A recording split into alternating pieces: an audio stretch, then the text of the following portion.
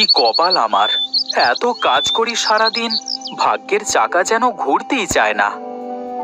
গুরু, ভাগ্যের চাকা পরিশ্রমী ঘোরে, আমার তো এর বাইরে কিছু জানা নেই। হ্যাঁ, ওই একই কথা তো সবার মুখেই শুনি। আমার কি মনে হয় গুরু, আমাদের এমন কিছু করা উচিত যাতে করে আমরা তাড়াতাড়ি অনেক টাকা উপার্জন করতে পারি। কি এমন কাজ? কি কাজ করলে অল্প সময়ে বেশি টাকা পাওয়া যাবে? আরে কি যে বলো গুরু, তুমি হলে আমার গুরু, তুমি যদি আমার কাছে প্রশ্ন করো তাহলে কি হবে? মাথা তো কাজ করে না রে পাগলা, কি যে করি। বলি কি গুরু, আমরা এক কাজ করতে পারি। কি কাজ বল দেখি? এই চলো, আমরা আজ থেকে সব কাজ বাদ দিয়ে ব্যাংক ডাকাতি করি। কি সব বলিস? তোর খালি আজে বাজে কথা, একটু ভালো করে চিন্তা কর দেখি। এই বসে বসে মাথায় কোনো চিন্তা আসবে না গুরু। বড় লোক তো আমাকে হতেই হবে, তাতে যেভাবেই হোক। তুই খালি আমার কথা মতো কাজ কর দেখি। আমার কি, তুমি যা বলো আমি তাই করি।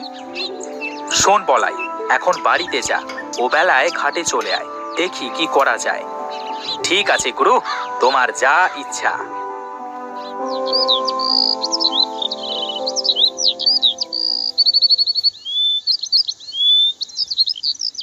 কি গিন্নি, বসে আছো যে? এখন আসার সময় হলো তোমার? রান্না করে সেই কখন থেকে বসে আছি, এই আসছো বুঝি? আসবো তো গিন্নি, এত ব্যস্ত থাকি সব সময়। হ্যাঁ, কি যে ব্যস্ত থাকো তা তো আমি ভালোই জানি।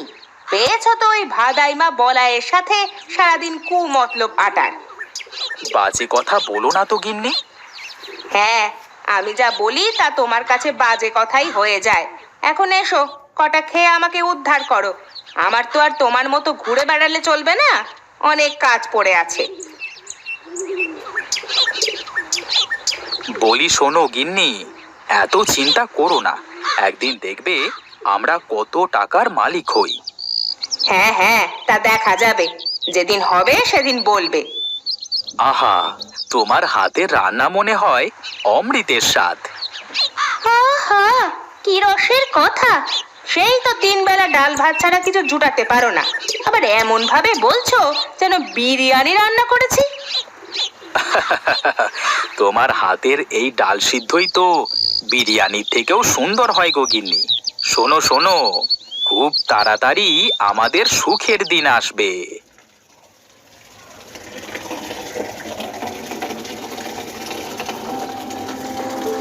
ওরে বলাই, এসেছিস? এই তো বেলা করে কোথায় কোথায় ঘুরে বেড়াচ্ছিস বল দেখি। এই কোথায় আর ঘুরে বেড়াবো, আমি ছিলাম আমার কাজে। এখন বলো দেখি, খাবার টাবার কিছু আছে নাকি? দেখ, ওই ওখানে খাবার বাড়া আছে, খেয়ে নে। আমার তো শরীরটা খুব একটা ভালো না বাবা, তাছাড়া বয়সও তো হয়েছে, এবার একটা বিয়ে কর বাবা। আরে আমাকে কে মেয়ে দেবে বলো দেখি? আমার মতো ভেদা মার্কা ছেলের সাথে কেউ মেয়ে দেবে না মা। আগে বড় লোক হই, তারপর দেখা যাবে। হ্যাঁ, আমি মরি তারপরে করিস। আমার তো জীবনে একটু শান্তি দিবি নে তুই, একটু শান্তি দিবি নে।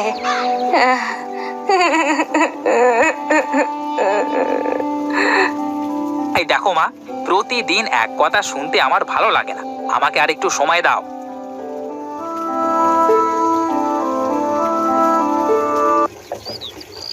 বুঝলে গিন্নি, বাঁশ বাগানে অনেক বাঁশ হয়ে গেছে, কিছু বাঁশ কেটে বাগানটা একটু পাতলা করতে হবে। হ্যাঁ, তাহলে করতে হবে। তা তোমার ভাইয়ের কাছে কিছু বলেছো নাকি? ওকে আর কি বলবো, আমি যা বলবো ও তো তাই করবে। না, তারপরেও একবার শুনে দেখা ভালো, তা না হলে আবার পরে বলবে যে তুমি ওকে না বলেই এটা করে ফেললে। হ্যাঁ দেখি, ওর সাথে দেখা হলে বলে দেখব। এজন্য দাটা ধার নিয়ে রাখলাম, বেশ কিছু বাঁশ বিক্রি করা যাবে। যা ইচ্ছে করো, কিন্তু সাবধান, দুটো কথা যেন না হয়। আমার আবার মানুষের সাথে অযথা ঝগড়া চেঁচামেচি করতে ভালো লাগে না। ঠিক আছে গিন্নি, তুমি ওসব নিয়ে চিন্তা করো না তো। দেখি, যাই, আমি একটু মাঠ থেকে ঘুরে আসি।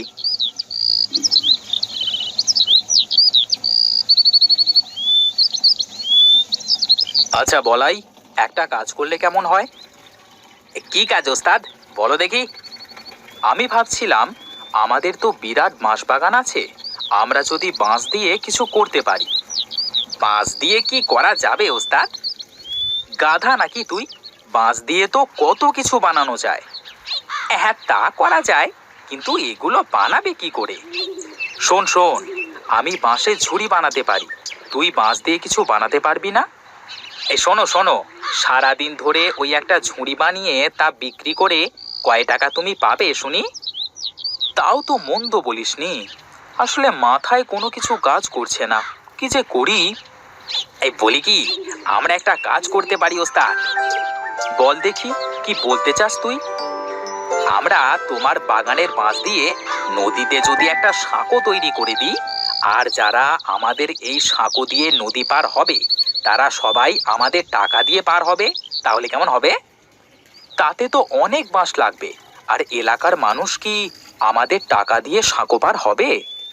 শোনো ওস্তাদ, ওই দেখো, সবাই তো নৌকা করে নদী পারাপার হয়, তাহলে তারা তো মাঝিকে পয়সা দিয়ে পার হচ্ছে, তাই না? হ্যাঁ, তা অবশ্য ঠিক। তাহলে তো সবাই খুব সহজেই এপার ওপার যেতে পারবে। হ্যাঁ ওস্তাদ, তাছাড়া আবার বলছি কি, একবার শুধু সাঁকোটা তৈরি করতে পারলে তারপর বসে বসে শুধু টাকা গোনা। বাহ, তোর মাথায় তো বুদ্ধি আছে রে পাগলা। হ্যাঁ, আমি কার শিষ্য সেটা দেখতে হবে তো নাকি? বেশ বেশ, চল চল দেখি, আমরা বড় ভাইয়ের সাথে কথা বলে দেখি সে কি বলে। বাঁশ বাগানে তো তারও ভাগ আছে। এই চলো ওস্তাদ, চলো।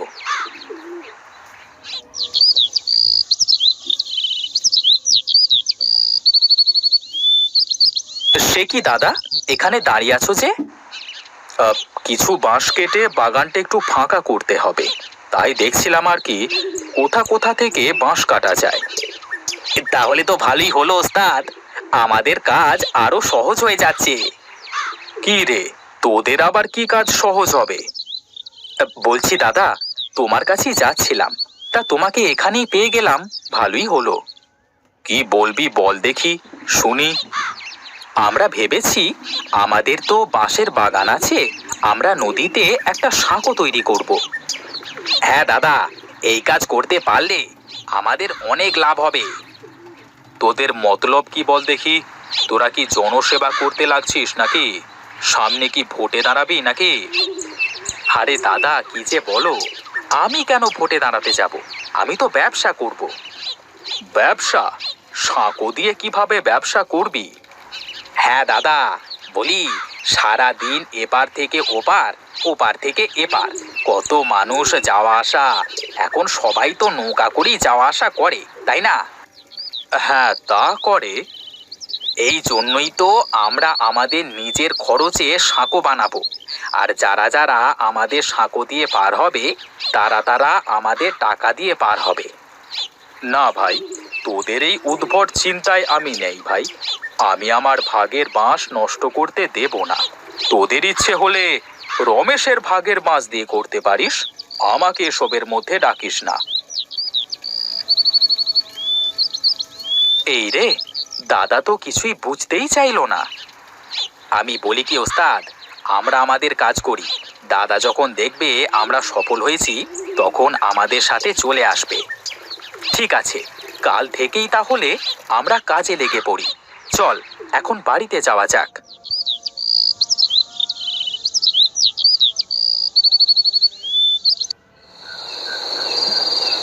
শোনো গিন্নি, কাল থেকে আমি একটা নতুন কাজ শুরু করব। কি কাজ করবা বলো দেখি একটু শুনি। কালকে নদীতে সাঁকো তৈরি করব। তুমি সাঁকো তৈরি করে কি করবে শুনি? কেন, সবাই নৌকা পার হয়ে কেমন মাঝিকে টাকা দেয়, তেমনি আমার সাঁকো দিয়ে যারা পার হবে তারা সবাই আমাকে টাকা দিয়ে পার হবে। তোমার যা ইচ্ছে করো, আমার আমার ওসব নিয়ে কোনো মাথা ব্যথা নেই। উঠে পড়লে যে? কি করবো বলো তো, আমার খাওয়া শেষ, আর বসে বসে তোমার ওই ফালতু প্যাচাল শোনার সময় নেই আমার। আমি ঘুমাতে যাচ্ছি। হায় রে কপাল আমার, কেউ বুঝতে চায় না আমাকে। আমি যা করি সব তাদের কাছে ফালতু কাজ মনে হয়।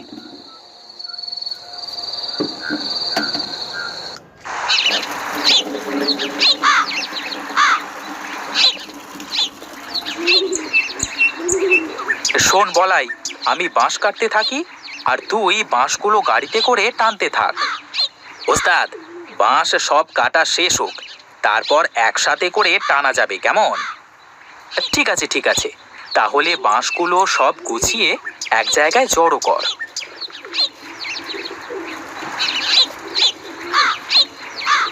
বাঁশ তো সব কাটা শেষ রে বলাই, এবার নে গাড়িতে ওঠা সব বাঁশ। ঠিক আছে ওস্তাদ।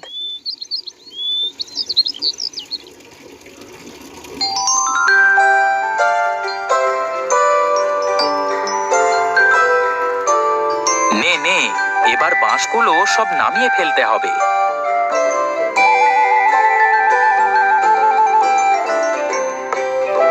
যাক, এবার শুধু সাঁকোটা বানানোর কাজ। শোন রে বলাই, যারা আমাদের সঙ্গ দিল না তারা দেখবি আফসোস করবে। ওস্তাদ, আমি জানি তুমি যা করো তা সব ভেবেই করো। বুদ্ধিটা আমার হলেও এটা ভালো না মন্দ তা তো তুমি ভালো করে ভেবেছো, তাই না? হ্যাঁ রে, আমি সব ভেবেই করছি। নে নে, কাজ শুরু কর।